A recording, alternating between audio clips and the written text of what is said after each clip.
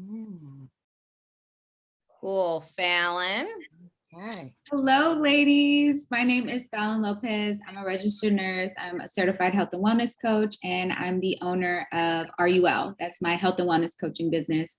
So I work with other nurses that are burnt out. I help them tap into their health and healing and find their voice again and prevent burnouts. I got into this because of Wendy and then Michelle. I met her through Wendy's post. Wendy's always been like passionate. She has a nurse wellness group, and I have a nurse wellness group on Facebook, and we kind of like came together, brainstorm, and like Glenay was saying, was it Glenay? Did I say it right? Yes, you did. Thank you. Okay, cool. Like she was saying, like I wanted to be around other like-minded individuals that had the same purpose, like moving nursing forward. Let's protect our industry. Let's elevate our industry. And so yeah, that's a little bit about how I got involved. Yeah. So I'm a nurse practitioner as well. My specialty is oncology. And after the pandemic, I got into the wellness space. I'm also the owner of the Stress Blueprint. I focus on stress management because stress management will transform your whole life. Some people don't know that. But this group was really formed, this forum, I would say, not really a group, was formed to give us a space to talk about issues that impact nursing. And I did a cry just to bring nurses together because I feel like we're more powerful when we come together. I think people work in silos and this competition and people are selling this. And this is not about selling anything. This is really just about open forums and making an impact. And one thing we ask is, we have open discussions about different topics, but the goal here is to have a call to action. Let's try to move the needle forward on whatever's going on in nursing. And tonight, we want to talk about the American Nurses Association survey results, racism in nursing, because those results were released and I don't really hear anybody talking about them. I did a podcast episode on this maybe like 2 weeks ago. But before that, and I did the podcast episode because no one's really, they were done, they're sitting there. Great information, very insightful, but no one's talking about them. So we thought we'll talk about those results. And then, the mental health piece that goes along with racism, discrimination, inequalities that occur within nursing. So with that, we can do a quick intro since we do have 3 people on, if we can do that, and then we'll get into our discussion. Kim, you want to introduce yourself? Sure. Hi, everyone. My name is Kim. I live in Bloomfield, Connecticut. I met Wendy through an event with the Connecticut Nurses Association. I'm a member of the National Association of Hispanic Nurses, and we had a snowstorm today. It's been one of those days, but this topic is one of my passion areas, and I really was interested in coming tonight because I think as I work in this space, I struggle at times managing how I handle my mental wellness because I get so upset and because I see such a stagnation of change.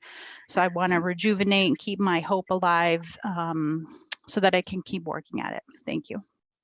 Awesome. Thank you for being here. Thank you. Sharon. Okay. My name is Sharon Herbert. And I will say I'm a retiring, and you'll find out about that later. I just made that up. Retiring registered nurse. I'm master's prepared, and I was on my way to a doctoral degree. In 2018, after doing a bunch of different stuff, I was a NICU nurse for a long time. Then I became risk manager and 1,000 other things. But I also love teaching, which just really messes me up, because I love doing it so much, I can't stop doing it. But I now as well have had a lot of different experiences. But now tonight, since we're having this very, very special topic, it really was important, and Fallon reminded me, it was important for me to make sure I got here today. So I do mentor nursing students still, but I am a nurse's life coach. And I just made that up too, because there's no real such thing.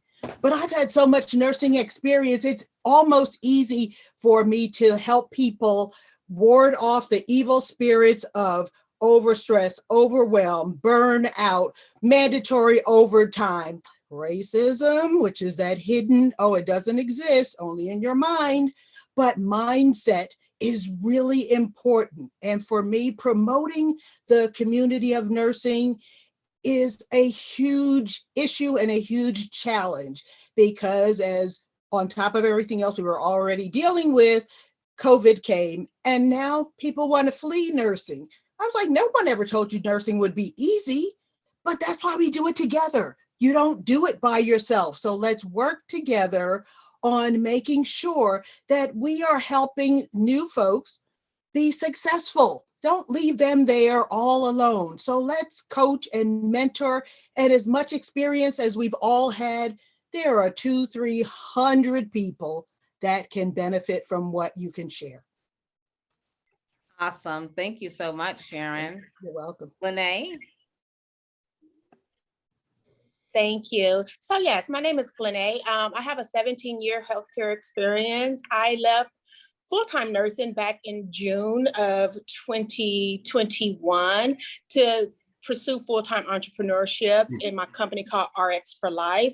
And I say that I end burnout in 40 days. My target audience is faith-based employees who are experiencing burnout in the workplace. And you guys talking about racism, I went 4 years fighting systemic employment discrimination based on a repetitive stress injury that I got when I was doing AM assessments. You know, I was just pushing in that 60-cc syringe and my tendon snapped, you know, and it was just like, oh, and I entered into the world of workers' compensation. And it was like, I've never worked a day in my life because nothing about me was any good anymore. And I just was like, they wanted to just throw me into the trash. And I found the gaps between religion and healthcare and how we as African Americans just fall into this pit.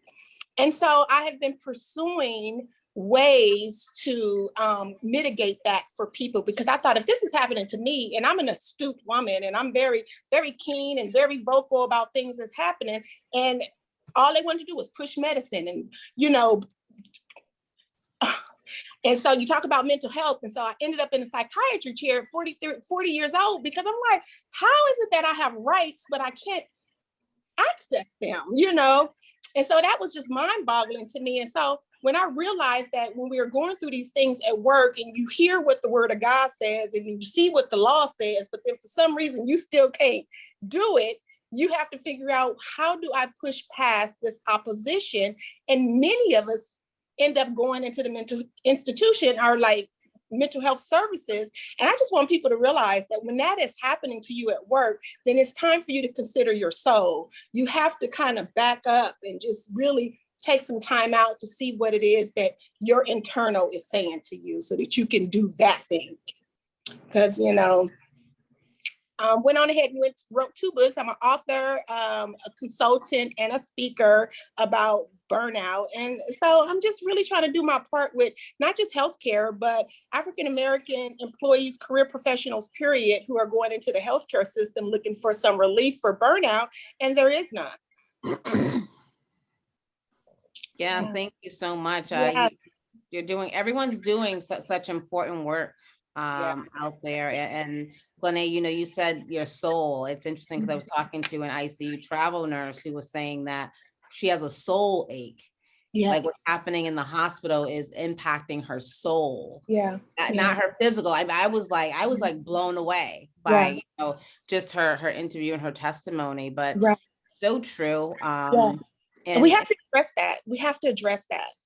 You know, I say that burnout is your soul's cry out for rescue. And we have to start hearing people saying, I'm burnt out, I'm this, that they are literally distancing themselves from the word of God, and they are doing the wrong thing, and they have to figure out how to get back on the right track. And healthcare medicine is not designed for that. And so it's not an intrusive or disruptive work that we're doing. It's just something that is filling in these gaps. It's just not available. And they deserve it. People deserve it. They deserve us. They deserve to understand what our critical thinking skills are and how to implement these strategies and say, well, that's not the right route.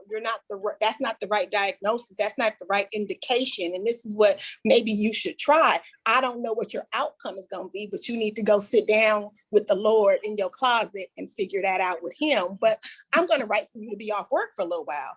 I'm going to talk to you and walk you through this. And I'm going to, protect your health from medicine because it's not the right thing for you to take right now. Yeah, absolutely. Yeah. So I love your perspective. I love your perspective. So let's get into the content, because it kind of goes exactly with what you're saying, Glenna, what everyone kind of touched on. We have a lot of people, burnout, stress, right, for nurses.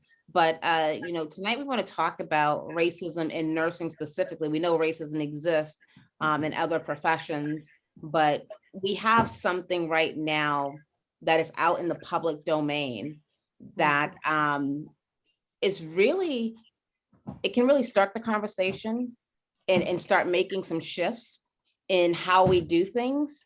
So I'm not sure if everyone is aware that the ANA did this survey, but they surveyed, I believe, 5,500 nurses, and over 50% of them said racism do exist in their institution. And it comes from leaders, so people who are managing them. It comes from patients, and it comes from colleagues. Michelle and I were talking about this a little before, but if colleagues and leaders are being racist to employees, what are they doing to patients? So I want to kind of just get your thoughts around that we have more than half of the individuals in the survey who said that racism exists in the healthcare system. What are your thoughts on those surveys? I think it was like 57%. Let me get the That's 57%. wild. Yeah, right. I'm looking at that result, Wendy, and I find that it is not surprising. But I'm going to say, all of you look so young, so I will just reference this this way. I am a very seasoned nurse. And as I look at the results, I'm not surprised, but I can probably pull several hundred experiences that I've had myself. And the leadership says, well, that's not true. That's not happening. We don't see any of that happening. And so there's no desire for them to change. And the leaders aren't willing to risk their new promotion to help you, Glenna. They're not willing to do that. No. It's such a challenge that the organization chose to bring a psychologist to meet with myself and at least 5 of my other colleagues who looked like me. And we were having this hallucination how we were getting these hard assignments every single time. And the next day, we'd have 2 vent patients. This was way before COVID and all of that other stuff. 2 vent patients, one of them having surgery on the floor, working in the NICU. It would be Sunday, Saturday, because, the patient that was tootling along or barely now has, a cardiac disease or neck or something. They have to have surgery. It's the weekend, OR is not open. They have to do it on the floor. Right. They do that. We have the 2 vent patients and the staff is really short. And on the staffing for Monday, there are more nurses coming. They don't look like me. Now they split the assignment up. One of the non-Black nurses has one of those vent patients, and one of the non-Black nurses has the other of the vent patient. And now I have an assignment way back in the back where I have 4 patients that need discharge teaching and feeding. Right. But I just imagined all of this. We don't see any of that. You did not imagine it. You did not. And we have to call that out. We have to call it out. So Sharon, in that situation and retrospectively, what could you have done? Like what would you have done differently if you know what you know now in that situation? So someone listening to this who is feeling exactly those feelings that you have, what could they do now? Well, now they can acknowledge what they know is happening. And even prior to that, work on arming yourself. And like Glenn says, talking to God, because that's what I do surely believe, but that needs to be a part of your everyday. And then how you deal with what you know you're going to be facing at any time could be different than just walking blindly into it with no assistance. Because if we know that we will need help from either other of our colleagues or even the nurse supervisor, you can start arming yourself before you fall into the ditch and just get stuck down there. And you come and do the same thing over and over every weekend or every time it's a heavy assignment. It looks like a Black girl's name is over there. I know, that's just our imagination. Maybe we could have kept a record. Maybe that would be another piece of armament to help us support what we were saying. Yeah. Awesome. I'm not going to say that would really change, but at least you would know, as they chose to bring the psychologist, that we weren't really crazy.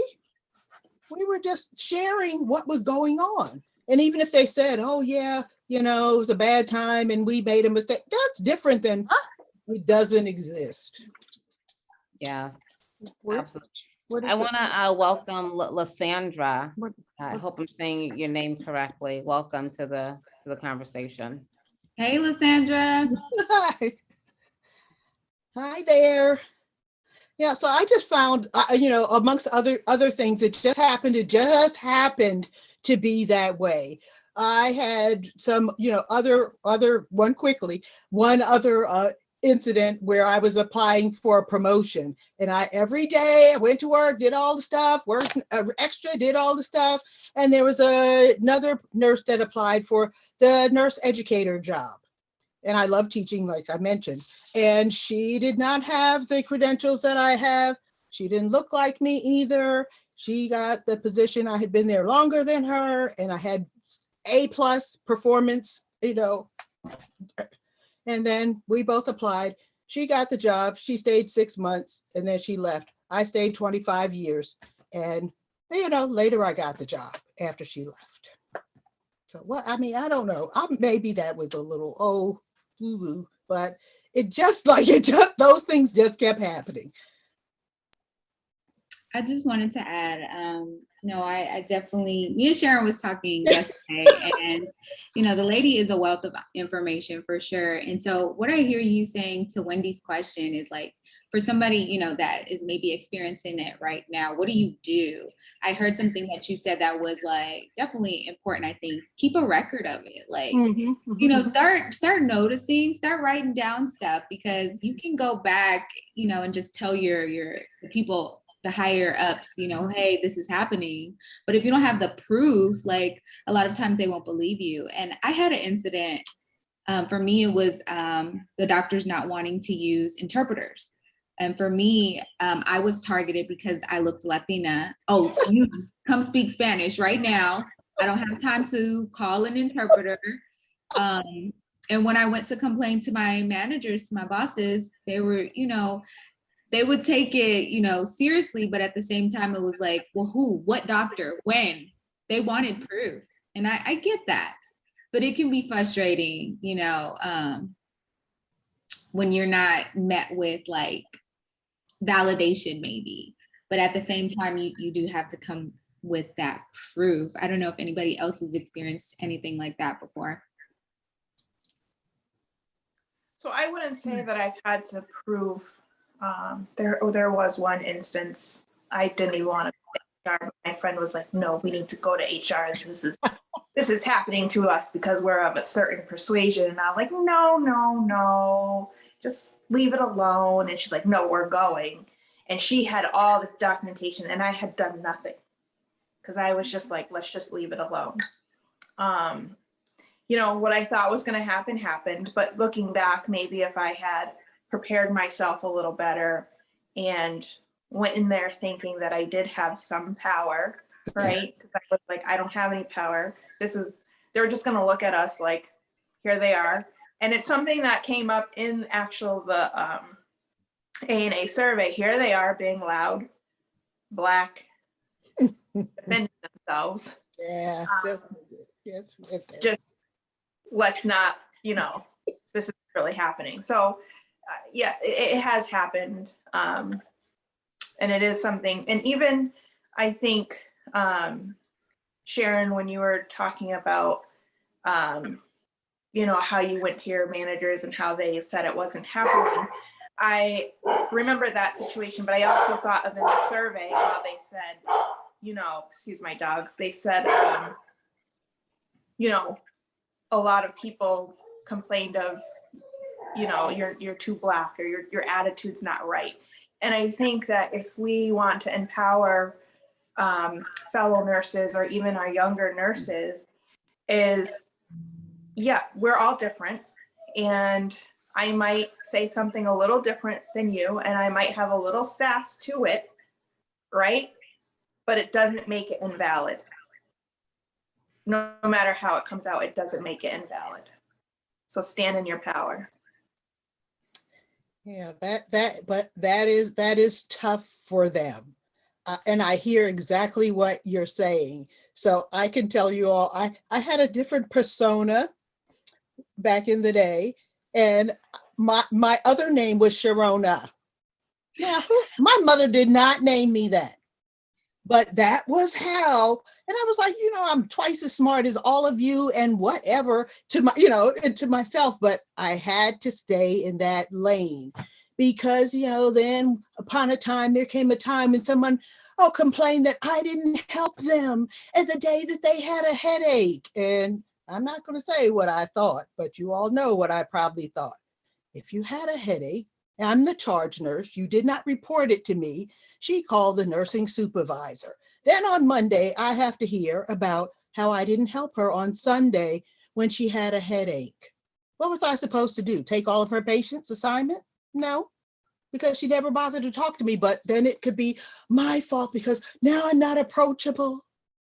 Yeah, I think you bring up something really important, Michelle and Sharon, and what it makes me think of is the angry Black woman, right? Yes, Michelle Obama. That's the image, right? The angry Black woman. You don't want to be, or you're aggressive in the way you come across because you may have a little bass in your voice or what have you, or it could be perception, right? Maybe this is just the way I talk. Yeah. It's perception, but that is a stigma out there that Black women in particularly have to deal with it, and not only in the professional setting, but I think just in society. So debunking that with those courageous conversations, which we kind of tapped on, really having a level head before you have that conversation, because a lot of the things we're talking about now definitely calls for a courageous conversation to happen, whether it's with a leader, a colleague, or a patient in a professional manner, right? Right. So I was going to ask, I was just going to lead with another question. I love what both of y'all said. I think for me, I was either I was playing small or I was too much. I never really found my uniqueness, like Michelle was saying. I just wanted to just fit in where I get in. But where have y'all experienced the most racism or mistreatment, or definitely is it from colleagues mostly, or according to the survey, was it your management, or was it patients? I'm just interested to hear. And for me, I can say the colleagues' little games and things they played were not so wide open. You'd have to go back and really, spend time to, because, eventually in the break room, you're going to hear somebody said something. But you can deal with that, or you can say, oh, not today, I'm not dealing with that. But when you go to your leaders, and I struggle so often with that discussion, thinking, when am I going to finally go and tell them? Because it does need to be dealt with. But I think since that time was somewhere in the past. I think I've changed the way that I handle those situations.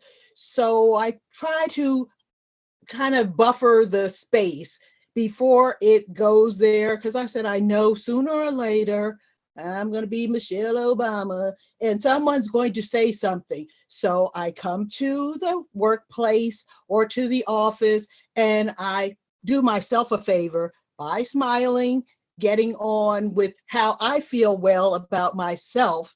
And then it's an easier way to attract goodness. That's what helps me get along. It doesn't mean that every now and again I'm not going to run into that, but I just try to prepare my own self, because as I tell my folks, I'm the only one that I can change. So I need to do that as a favor for myself, because that's an additional stressor. And we know about the effects of stressors on ourselves physically and mentally. And I'm not saying it's magic, but I am saying that it makes life better for me. Just that managerial leadership level. And I think I might have said something before about that. I just don't think they're as well prepared, even what we're talking about now, that these things even exist. And they do exist. It's right here. It's here on the survey. It's right here. But they either chose not to, or they never heard it. But now we have George Floyd and CRT. They're not going to tell me they never heard of it, but they still will try and then not deal with that. Sharon, So- I'd love to jump in and piggyback on that. So one of the things that strikes me from the survey results are, I was just looking at it too. So 92% of Black nurses reported experiencing personal racism in the workplace, but 28% of white nurses. So I wonder, did the white nurses mean they observed it? Or I think the further I go along this road, and I think for me, the question that Fallon had with regards to like, when did you first experience it?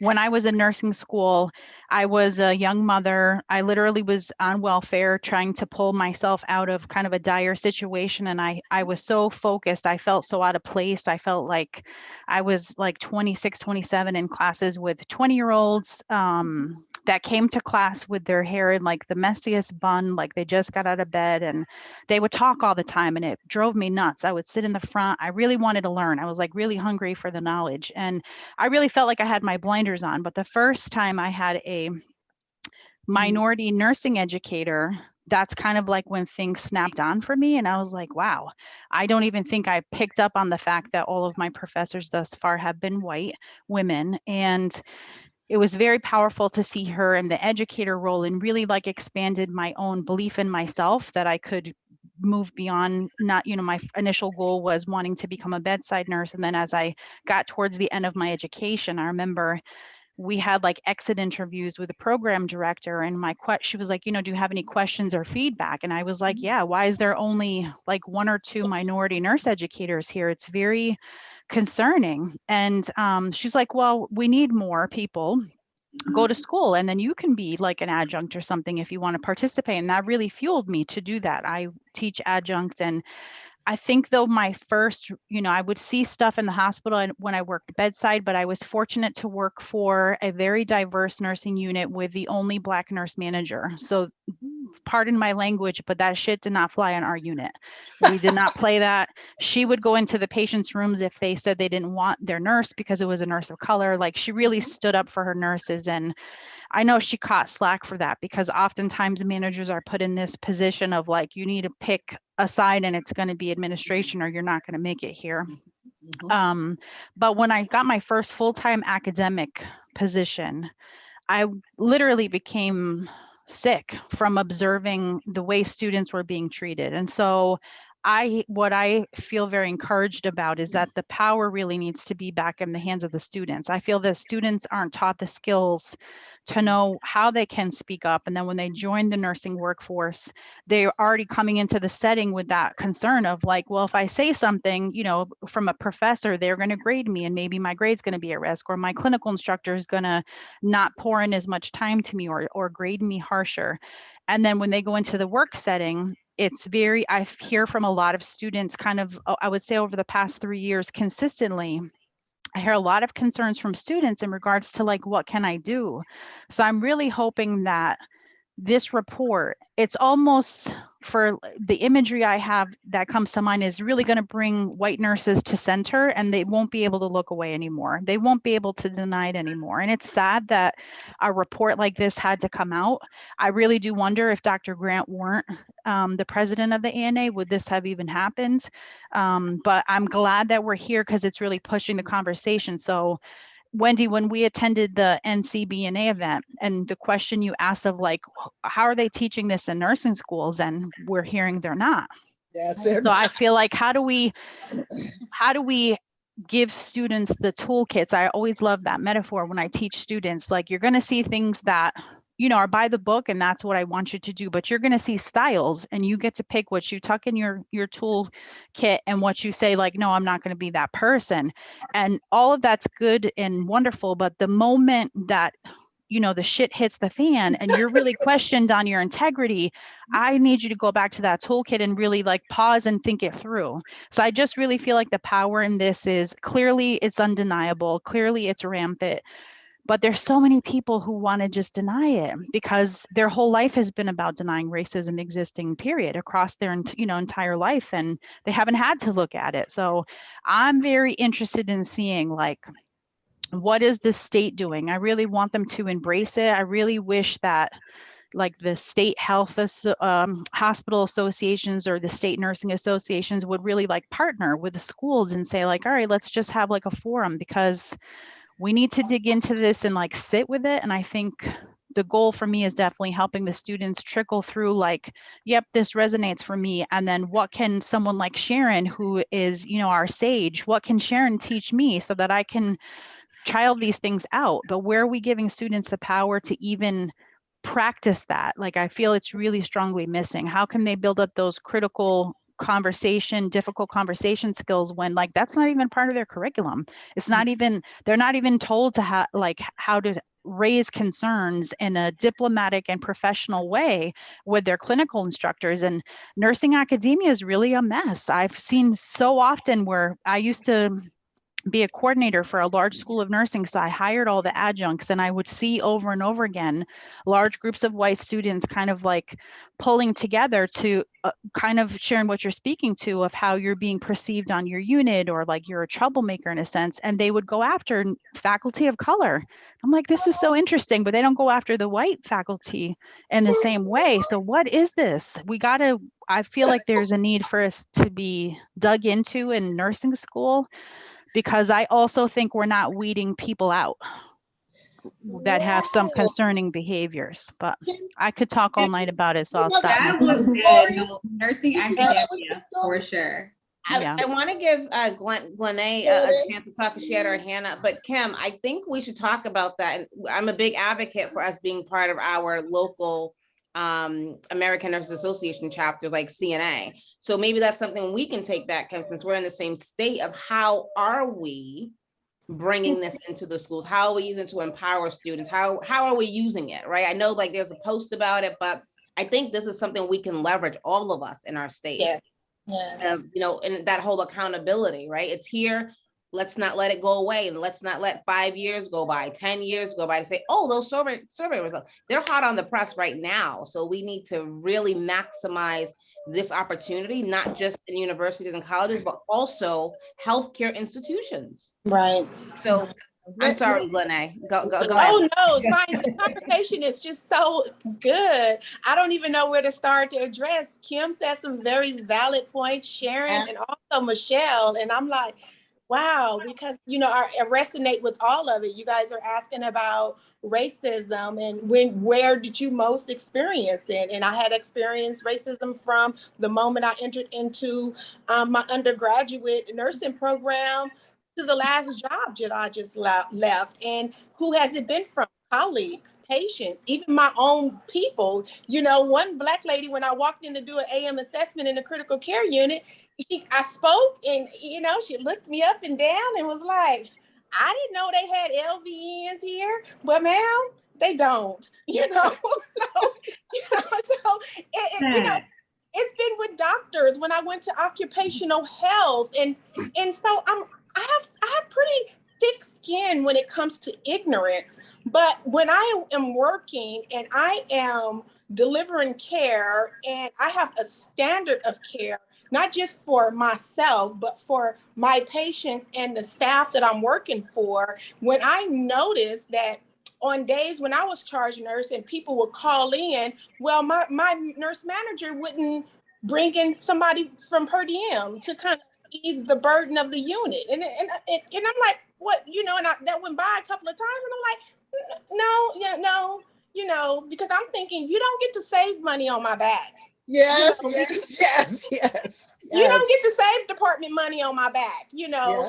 I need assistance because I have a lab to run. I have high type A doctors who are doing high intense work, and I still have to educate, and I need staff. You can't think that I can do this all by myself and then turn around and change hats and do the thing that I need to do before the end of the day and have everything complete. You're strong. You strong. Yeah. And, trust me, I didn't say it that way. I'm very bold and very professional in the workplace. And so that's why for our nurses, our new nurses coming in, and you guys have to forgive me. I'm just now realizing people feel voiceless in the workplace. I'm like, oh my God, like, why? I've suffered so much abuse in my own life. I figured that I have to speak up because I will still be flipping burgers at Carl's Jr. if I didn't speak up and think highly of myself.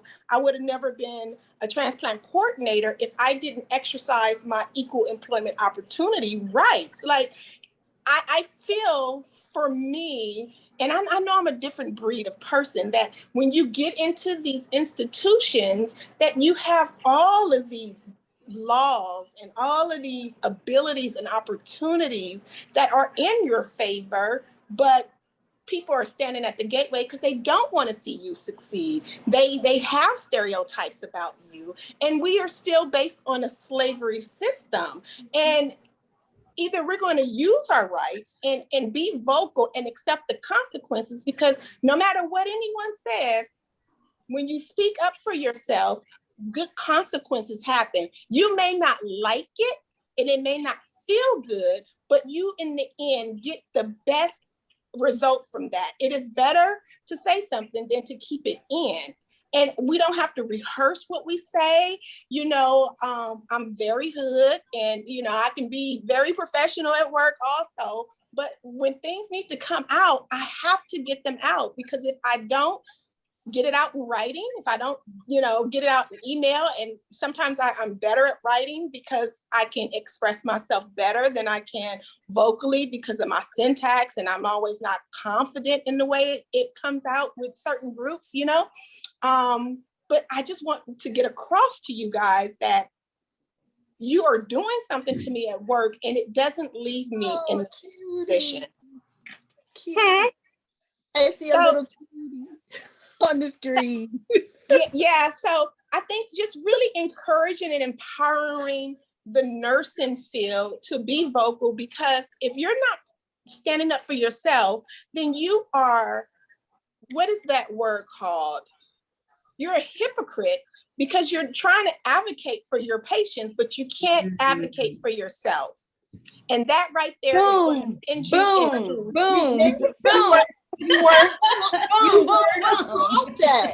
You weren't taught that. Yes. And part of what Kim was saying earlier, I was like, oh my gosh, she's read my story. Yeah, I've been one of those faculty. I have. I spent a lot of time in the dean's office because the students told me the other adjunct faculty member gave us an A. Well, I'm the coordinator. I gave you a C because you can't write a sentence. You don't know how to start a sentence with a capital and end it with a punctuation mark. I'm not giving you an A on any paper that you are writing, except for my one student who is a second career English major prior. But those same things, and I think some of what has happened in my experiences allows me to provide the care and service for my clients who are nurses, who most of them are ones that look like me, things that I've gone through can help us better prepare. When I take my students to clinical, we tell the patients who we are. We walk in, we say, good morning, we are XYZ. I'm the director. I'm working with Kim today, and we're going to do XYZ. We'll be doing hanging your feeding. We'll be on rounds, da, da, da, da, da. We'll be back to check on you. If there's anything you need, because I found it works better for me and for my student. So we don't have to have people trying to figure out who we are, because first we scared them. You know, we walked in there. She's a teacher? Wait a minute, what's going on? I'm not going to let the clients and patients guess. So I have my big smile and introduce myself, and here is who we are. So they didn't say, I didn't know, and you're not confused. And the student learns, because we have to be role models. This is what you do. When you enter a room, my mama would have slapped me if I did not say hello to somebody. So that was the old days, I got that. But let's help each other. At least that's the level we know we start on. If something bad happens after that, like the patient pulls out his feeding tube or something, that's not good, but he knows that I'm the nurse and I've been there already, or he or she. And it's really something that people, they don't learn that in nursing school, not at all. So that's a faculty. Definitely like speaking about like confidence, showing up, being bold, being very self-confident. I wanted to give Lysandra a moment to chime in. Thank you. If she was available. Thank you. On the topic. May or may not. But y'all, this has been amazing. And one other quick thing, which hopefully I won't take more than 5 seconds here. All of this is about money. So that's the biggest thing I learned when I went into that big faculty meeting at the beginning of my tenure as a professor. I was like, what? I have a student who doesn't speak English. How am I supposed to teach her? Oh, she has financial aid. I said, oh my God. But that is a trend. So we're seeing that still with the surveys and the ANA. I happen to know Dr. Grant. I worked at the ANA too. I've been around back. It's about money. So where do we go with that? We can't beat that business model. I want to kind of the nurses associations as well as the states and the boards of nursing. Yeah, I wanted to kind of pivot, just a micro pivot. I know we're identifying a lot of the issues, right? That are very loud. Okay. We know, we experience, people are experiencing it. But I want to put in the context of where we are now in nursing, just with COVID and stress, and how this really leads to mental illness. For our nurses, because right now, nurses across the board are stressed. There's a national nursing shortage crisis, but you throw in racism, that's just another layer, right, to all of this. So what if you could talk to a healthcare leader, what advice would you give them to support their minority nurses? I'm going to just put it out there, minority nurses. I know all nurses are experiencing stress, burnout, but right now we're talking about racism and minority nurses. So if each of you can speak to that leader who can make the change, who can change the policy, who can take these results and implement them and really use them as a motivation to change their institution, whether it's a college, it's a healthcare institution, a university, a store, I don't care where it is, but what would you say to that leader? What can they do? Because a lot of them say, I don't know what to do. So I would love to get your take on this. How can we pivot and make some change?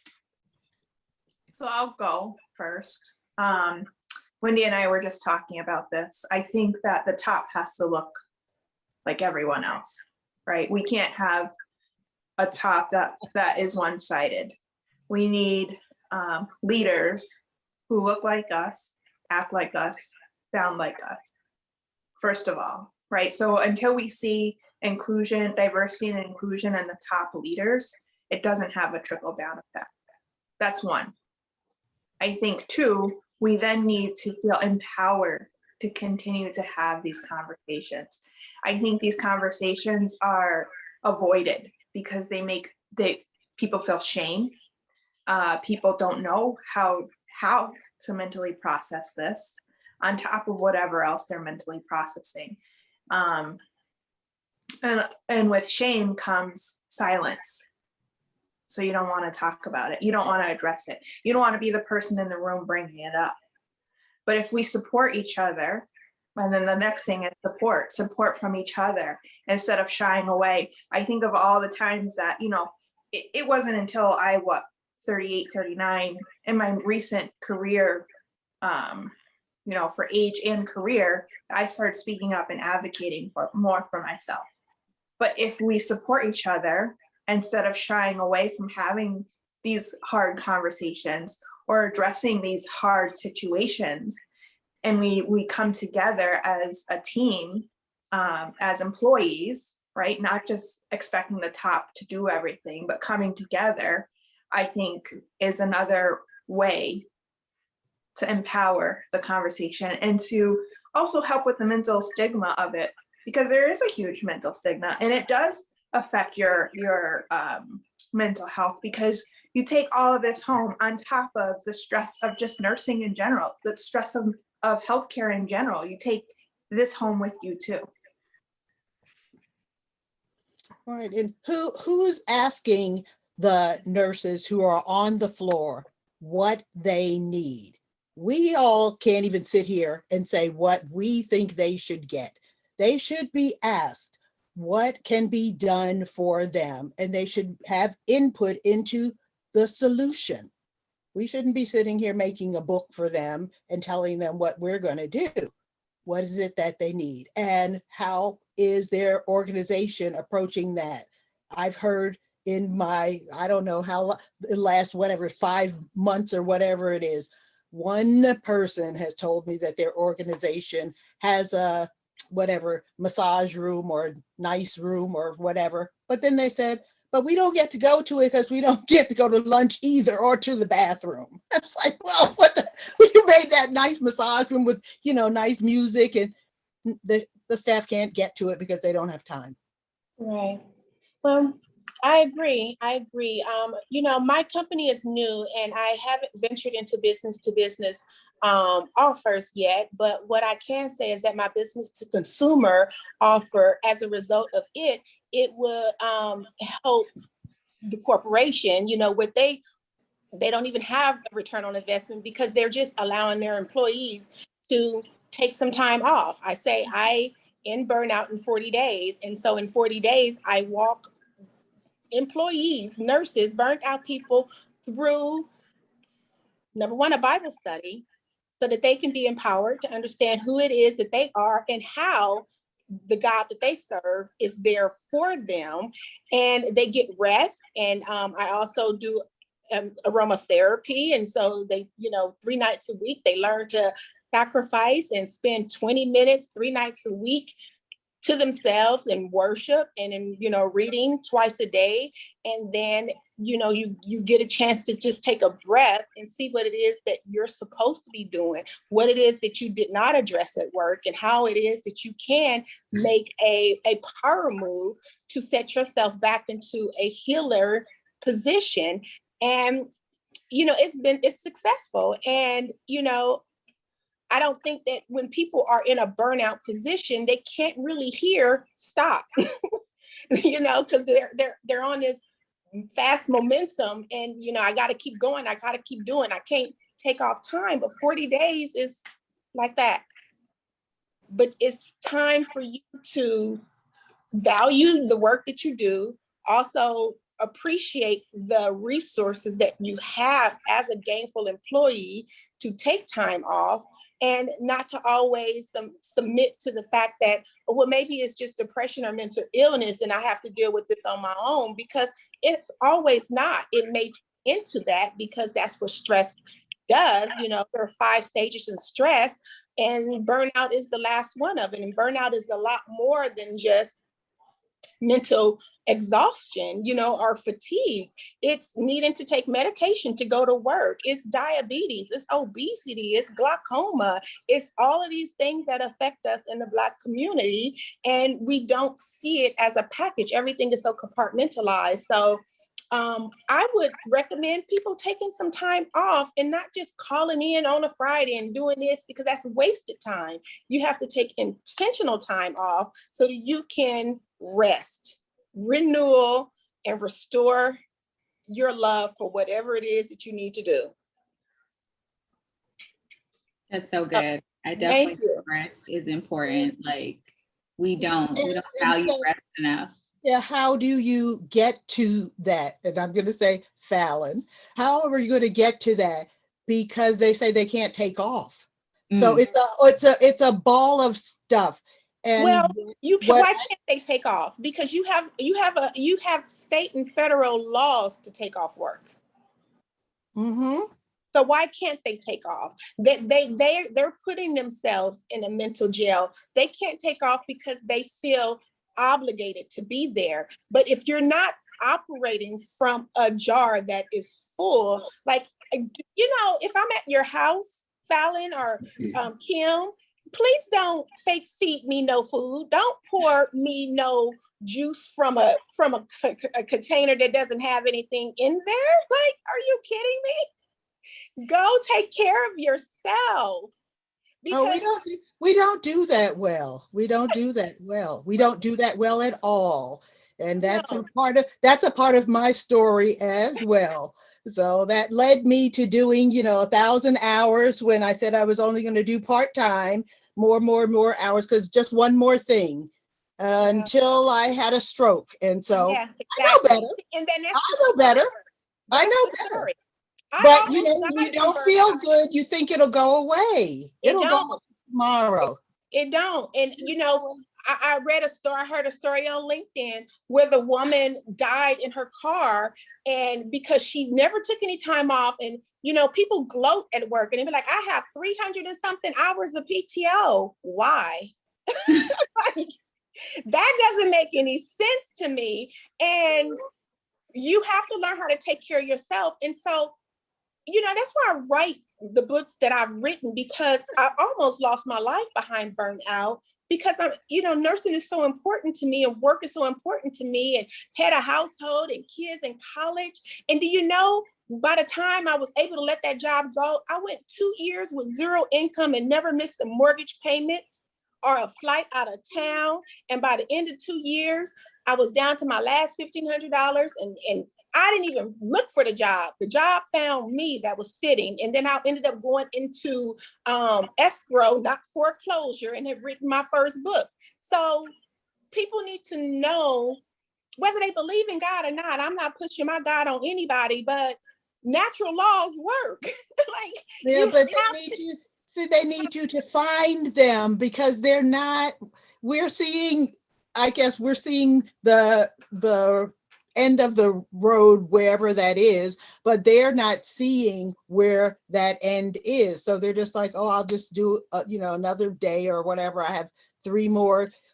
They know how many hours they have in the bank for their sick time, but they need to keep working. Either, there's a single mom or whatever it is, and they're going to just keep working. They're not looking to be sick, because they're not even looking that far. They're looking for today, and they're looking for just getting home after the 16 hours. And who's going to sleep? No, they're trying. I have a question for. So I have a question for Glenay. Glenay, so if you have the ear of a healthcare leader or someone who can change that, are you saying that they need to encourage their employees to utilize the time that is given to them? Because we want it to kind of come from there. We want to know what can they do to help. Nurses. And they're not, and they're not. And then that's the conflict, because we have to understand that the C-suite, the CEOs, they are hired to represent and to make money. They're not hired for empathy or sympathy of the employee. They would tell you in a minute, like, you're hired to do a job, but your job is also to know what your policies are. They're to know what the anti-bias and anti-discrimination policies are. When we go and sit down for our onboarding, we have to go through these laws. We have to redo them every year. So when it comes time for you to be able to use those things and utilize these very important laws that are surrounding employment, you also have to know what it looks like in usage and what the concept is and how to go about exercising them. Because as an employee, our job is the mission of the company. And it's not antagonistic to take care of yourself. It just feels that way. Yeah, so really I pushing love that you, knowledge. Glenda. Yeah, What Valen's gonna totally. tell you. Yeah, I was just gonna say, yeah, Glenda, it sounds like you're saying, like, tell the leaders, like, push the knowledge of that. I mean, is that what I hear you saying? Like, Yeah. push more knowledge about the laws that are out there. Yes. And encouraging the workers to be more aware, encouraging them to take more action. And I think that's more empowered, to be more, because the thing is that empowerment means that you have rights, to be given rights. And so you have rights as an employee. And if you're not exercising them, then, you're nothing more than a slave. And we don't have any slaves today. Right. But it's a lot of people out here that don't. I didn't know.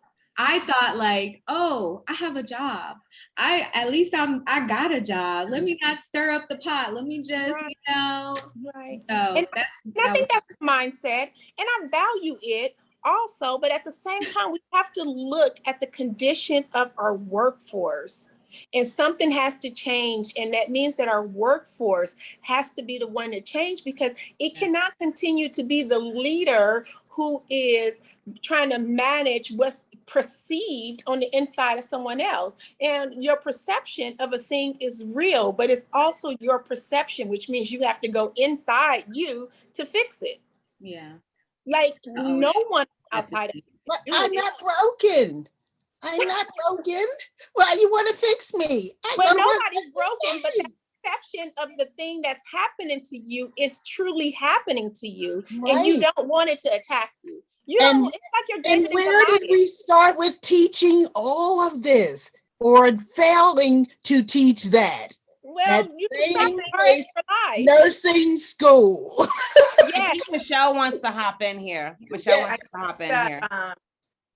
So I think Glennae has some good concepts, right? Because I think that we have been passed on, we as a generation have been passed on from the generations before us, that you keep working. The only way to keep money, to keep food on the table, is if you work your butt off. And 2, you're seen as a good employee if you don't use your sick time, if you don't do this, and you have we've put on a pedestal these people who didn't take their time off, or who didn't use their vacation, or who missed all of their kids' graduations or whatever they were doing because they were so busy working. We've put that on a pedestal. We put that as the American culture has put that up as something. But what we're seeing, right, in nursing and healthcare and companies, what they're calling it the Great Resignation, is that people aren't going to tolerate this anymore. And so, yes, companies, leaders, the CEOs, COOs, their bottom line might be money, but they're not going to make money if they don't have healthy employees. And so it's going to come to a point, right, that they need to look at the health and well-being of their people, whether they want to or not, because it's going to start affecting their bottom line. So I think that we're in a prime position to start pushing for our mental health and well-being to be recognized, because it is going to start affecting their bottom line. Start talking about money. So how do you suggest framing that for them, for the CEOs and the CEOs, because they have health and wellness programs, and they have amazing health insurance and sponsors. But the thing is that, Sorry. it still has not prevented burnout. Healthcare workers have access to doctors, mental health services, health and wellness, massage. Somebody mentioned to- that. But, We well, have to Courtney, I change want to the say, narrative, right? We have to change, if we aren't talking amongst our peers, like, take a break, sister, take a break. It's okay to take a break. If we're not encouraging this, if we're not saying, so for me, you know, for my job, we went through the worst COVID deaths in a long-term care facility. Wow. And employees were scared to go talk to the mental health providers because they thought that they were being, that the big people were still going to hear what they had to say. But we have to stop that. Okay, so use the EAP or EAP, employee assistant. Use that. They don't talk, they have no connection. So, but we don't encourage that. We don't say, you know, you go to your insurance provider. Your insurance provider can help you find a mental health person. We say, you know, we don't give them options. Right.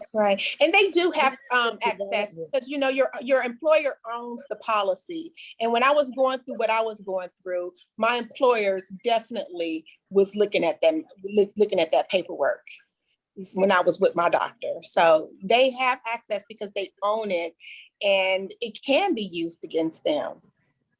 Kim And brought up a really good, oh, sorry, Gwen, I thought you were No, done. I'm it's sorry, okay. go ahead. No, yeah, I'm done. I just wanted to add on to that. And so they need somewhere safe where they can have discussions like this and find the tools that they need and hear the stories from other people and hear the journey of other people so that they too become empowered to continue on to either quit. Some people should quit. Some people force themselves to be in positions that they're not designed to be in just because they want to prove themselves for whatever reason. And then other people are in a position because they won't speak up and tell somebody to leave them alone and stop. So it's so many different reasons why people are being affected in the job, but then their one outcome is burnout, you know, but if they got the right information and they can become industry leaders and they can become entrepreneurs, they can write their books, they can go home and, you know, engage in What their glass ceiling? hobby. What glass ceiling? What Yeah, glass? Right. There's no ceiling. how many choices do they have? There are more than 100 specialties, and they don't have to quit being a nurse. They just No. may have to leave the position or the space that they're in. Yeah. We're coming down to we're kind of over time, but I do want to highlight Kim. Kim, you said something. Can you come off mute and let us know? Yeah, sure. That's Sure. very So important. going back to your question of like, what are some tangible things we could recommend to nurse leaders? Keeping it with the theme of racism in nursing, which I think is a huge undertone in nurses of color not caring for themselves, because I think many people have life circumstances that prevent them from feeling empowered to take better care of themselves, sadly. And there's a lot of knowledge deficit there. But I think for the majority of the work settings I've been in, a lot of the leaders are white women, and helping white women to gently do this work is where I see a lot of the power. They're going to be very reluctant if I were to say it how I really want to say it, and it really pisses me off that I have to sugarcoat it. But if I can't learn to do that, I'm not going to attract more honeys. I'm going to turn them off. So I think for me, I would want to see like a CNO kind of pull in the nurse leaders with some training and kind of make it like a professional development thing where maybe they read a book and then they journal about it and come back and talk about it. Because to change unit culture, you need skills. And what I have seen in my nursing lifetime is that a lot of nurse leaders are put in positions without the skills.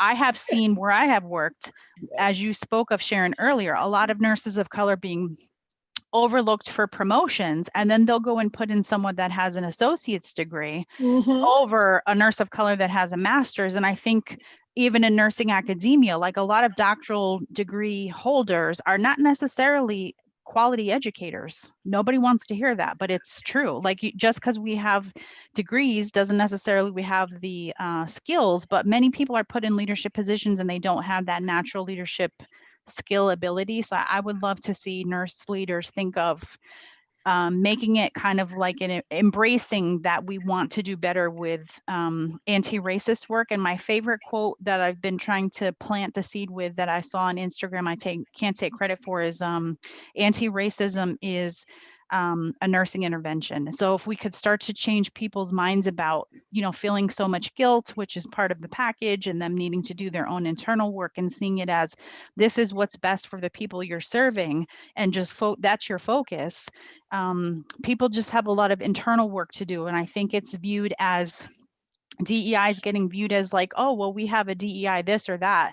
And so we check the box, and it's really not embedded into the culture back down to like a unit level. So I agree, though, with the comments earlier that the staff needs to input into what their concerns are. But I think people don't have these skills. And I think this is where a lot of folks like the ladies on the call tonight can shine, because people need help with learning how to do this. And they really don't know how, and it frightens them. I just had a thought, and maybe, nurse wellness leaders, we can think about this, but I think we need to bring some student nurses to this table. And we can start, we're talking about empowering them. It can start here, right? We're talking about real issues. We're not making anything up, right? This is kind of like a mentorship. So maybe next meeting, we can invite some student nurses to the table, get a different perspective as well as. Yeah, because that's how I learned what they don't get. I'm not teaching anymore, but I knew I wasn't teaching about communication and relationships and all of those good things. And they're not a part of the curriculum, because the curriculum is drawn by the higher ups way up there. It's not the school that draws up the curriculum. They have to follow the curriculum, though. So there's no time for all of that, how you speak to each other and caring for each other and things like that. Well, that's what we're here for, Sharon. We are going to mentor them, because we have that heart. So definitely, this is not the end, just the beginning. So thank Fallon and Michelle. Any parting words before we go? This was an awesome conversation. I hope everyone comes back next month and joins us again. But I want to give Fallon and Michelle the floor. If they have any parting words. Yeah, I was gonna just add to what Glenda was saying about the EAP counselors, and I'm still learning about that. So I definitely I guess some clarification around that. We can address that later, talk about it later. That I was just looking it up as well, that it's more of a confidential thing. But I heard you saying that it's not as confidential as we think. Yeah, it's not as confidential, because your employer owns the policy, so therefore they have access to all of it. Now they're not going to just go thumbing through everybody's information. It will be a need to know basis, depend on maybe the person is in a lawsuit with them or is a troubled employee or something. And so that was my position, because I was in some legal issues with them because of the discrimination. And so they literally trying to box me in to a position of for their own lawsuit, Okay. So yeah, and so they actually had the access, and like one of the insurance companies, because this company that I worked for like owned their own workers' comp and their own disability, like they were just that large. And so they called my doctor and was like, well, where do you practice at? Because they were literally threatening her, for citing and taking care of my mental health. So it was pretty bad. Wow. And it can get pretty bad. Yeah, no, I just was, this is how I have perceived it, or how it's been presented to me. Like, these are confidential things. It is. It's great that you can shed some light on it. Yeah. We can definitely get into that at another time. I didn't want to be long or go over the time. I want to respect everyone's time, but I think it was a great conversation. Definitely a start. We want to actually bring action steps from this. And for me, I think my personal takeaway is, how can I bring this to these statistics to my Mhm. facilities. How can Right. I communicate that? How can I present that Mhm. so that some change really happens? And Wendy's always encouraged me to be more active on boards and things like that. So I think that was my biggest takeaway from tonight. Yeah, I enjoyed it, you guys. Thank you for having me. Yeah, so look at the ANA survey. There are a couple of other things out there, but this is, I guess, the most overarching, but it really tells you that there's a lot of problems that need to be solved. Yeah. Now, where we can go with that, I You don't know, know. I But appreciate visibility of folks like this is really important. So taking this back home, wherever your home is, your state would be great. Michelle, I did you want to close up? that I appreciate all of you taking the time to be with us tonight. And I think for me, my actions going forward will be to continue to feel empowered to having these conversations and encouraging employees to stand up for themselves and to know that their mental health and well-being matters. Yeah. Taking the time that they need to deal with that. Very Awesome. important. Yeah. Well, thank you so much, ladies. We hope to see you next month for another great discussion. Absolutely. Yes, definitely. Let's connect on LinkedIn, Facebook, Instagram. So let's stay connected so that we can continue this conversation until we meet next time. Until next time. Thank you. Have a good Thank night, you. everyone. Have a good night. Good night.